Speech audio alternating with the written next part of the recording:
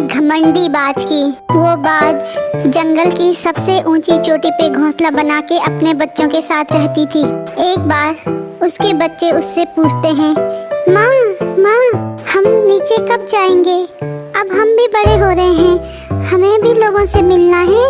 उसके बच्चे ऐसे ही जिद करते हैं तो बाज बोलती है, देखो बच्चों, अब जब तुम बड़े हो रहे हो तुम भी उड़ के नीचे जाओगे, लेकिन ये याद रखना हम उन सब पक्षियों में सबसे ऊंची जाति के हैं, इसलिए हमें उनसे दूर रहना है और अपना भोजन करके ऊंची पहाड़ी पे आ जाना है। घमंडी बाज की हमेशा यही बातें होती थी कि हम बहुत बड़े पक्षी हैं और हमें और पक्षियों से दूर रहना चाहिए।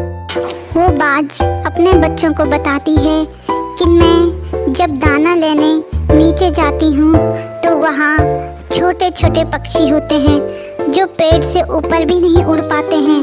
कोई पानी में तैरता है, कोई ज़मीन पे रेंगता है, इसलिए वो हमसे बहुत नीचे हैं। इसलिए हमें उनसे दोस्ती कभी भी नहीं करनी है और हम बड़े पक्षी हैं, इसलिए हमें अपना घोंसला सबसे ऊंची पहाड़ी पे बनाना है। एक बार की बात है, बाज चिड़िया अपने बच्चों के लिए दाने चुनने जाती है।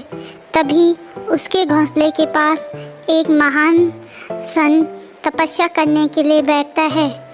बाज के जाने के बहुत देर तक जब वो वापस नहीं आती है, उसके बच्चे भूख से रोने लग जाते हैं।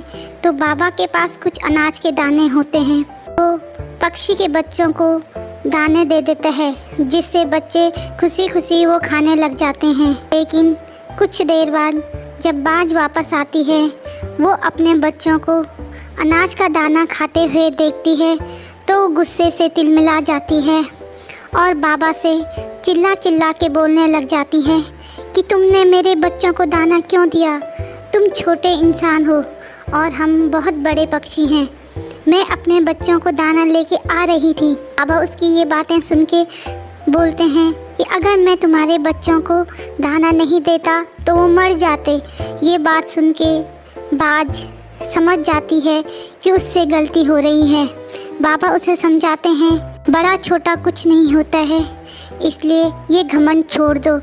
बाज को अपनी गलती का एहसास होता है और वो बाबा से अपनी गलती की माफ़ी मांगती है और खुशी खुशी रहने लग जाती है।